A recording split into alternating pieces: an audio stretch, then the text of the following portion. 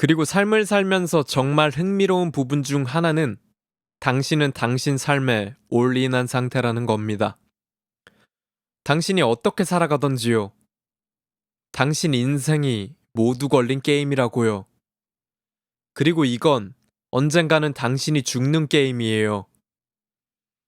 그러니 당신이 올인한 인생을 가장 멋지게 살아보는 게 좋지 않을까요? 삶은 고통입니다. 맞아요. 아무도 반박할 수 없는 진실이죠. 그래서 우리들은 이 고통을 어떻게 대처해야 할까요? 우리는 삶이 고통이라는 사실을 인정해야 해요. 그리고 그 고통을 이겨내기 위해 노력해야 해요. 이건 인생을 살아가기 위한 필수 과정이죠. 스스로를 위해서, 주변 사람들, 우리 모두를 위해서 그렇게 해야만 해요. 그러면 삶의 고통을 이겨낸 좋은 결과가 있을 거예요. 그러면 어떤 사람은 그게 정말 효과가 있나요? 라고 물어볼 수 있어요. 거기에 대한 답변은 당신이 해보는 것이 유일한 방법입니다. 입니다. 직접 시도하는 것밖에 없어요. 그게 다입니다. 오직 당신만이 당신 삶을 증명할 유일한 사람이에요. 아무도 당신을 대신해서 다른 삶이 어떤지에 대해 증명해 줄 수 없어요. 당신이 스스로의 삶을 증명하는 게 당신의 운명과도 같은 거죠. 오직 당신만이 할 수 있어요.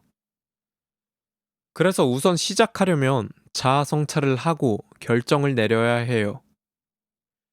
왜냐하면 삶이 고통이라는 걸 인정하는 것은 충분한 노력이 필요하거든요. 먼저 삶은 고통이라는 것을 인정하고 자신의 결정에 대한 책임감을 지속해서 짊어지는 거죠. 먼저 스스로 살아있는 것만이라도 감사하다라는 생각과 오직 진실만이 깨달음으로 가는 길이다 라는 것이라고 믿는 것. 또한 삶의 진정한 의미를 찾을 때까지 포기하지 않겠다 라는 생각으로 시작해야 해요. 그런데 어떻게 보면 이렇게 생각하고 살아가야 할 정당한 이유는 하나도 없어요. 정말 이렇게 할 이유가 없다고요. 그래서 이것이 당신의 결정이라는 겁니다. 하지만 당신이 당신만의 결정을 내리기 전까지는 아무도 거기에 대한 결과를 모를 거예요. 이 현상이 결혼할 때 비슷하게 일어나는 것 같네요. 사실 결혼식을 올려도 살다가 안 맞으면 헤어지지 라는 생각을 한다면 당신은 결혼을 한 게 아닙니다. 여러분은 뭐 결혼을 잘못했네 라고 말할 수 있지만 사실 당신은 결혼을 한 것이 아니에요.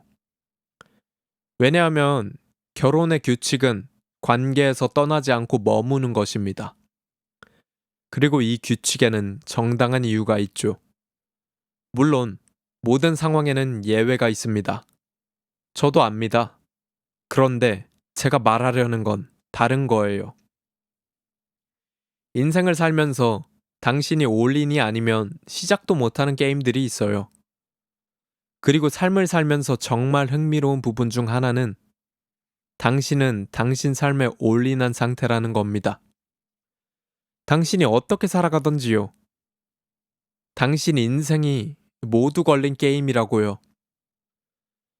그리고 이건 언젠가는 당신이 죽는 게임이에요. 그러니 당신이 올인한 인생을 가장 멋지게 살아보는 게 좋지 않을까요? 이것 말고 다른 선택지가 있나요? 정말요? 이왕 올인이 됐으면 최선을 다해서 살아보는 게 어때요? 그렇게 하는 게 가장 현명하지 않겠어요?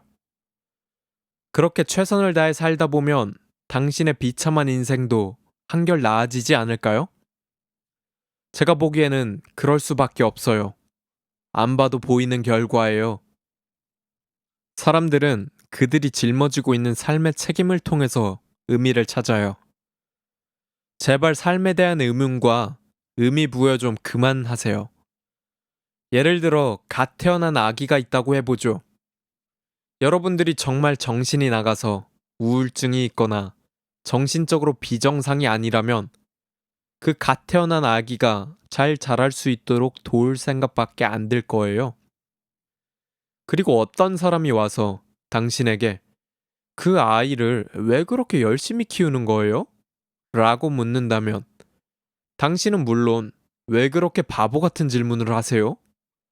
당신 눈앞에 여기 갓 태어난 아기가 안 보이세요? 라고 하겠죠. 굳이 답변이 필요한 질문이 아니잖아요. 인생의 의미가 뭐가 중요하다고요? 지금 여기서. 인생의 의미. 갓난 아기가 바로 당신 눈앞에 있잖아요.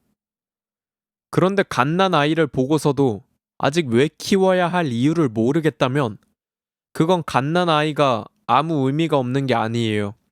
당신이 눈이 먼 거죠. 이것이 바로 성모와 예수가 있는 그림에서 나타나고 있는 아이디어입니다. 삶의 의미란 무엇인가?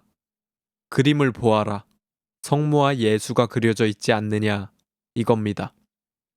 어떤 사람이 아니야, 말도 안 되는 소리 하지 마. 다른 이유가 있을 거야. 라고 말한다면 너 마음대로 해보세요. 다른 이유가 있나? 이런 사람들은 마치 거대한 성전을 물어뜯으려는 아주 하찮은 흰개미 같은 존재입니다. 이런 질문에 비판하는 것에 아무런 효용이 없잖아요. 바로 앞에 있는데 자기 눈에 안 보이기 때문에 존재하지 않는 거라니요. 이건 영웅의 삶과 같은 이야기이기도 해요. 우리를 구해준 영웅이 바로 앞에 있어요. 원한다면 당신이 비판을 해도 되겠죠. 마음대로 하세요. 마치 수레를 끄는 말 앞에 수레를 놓은 거나 마찬가지예요. 얼마나 멀리 가나 보세요.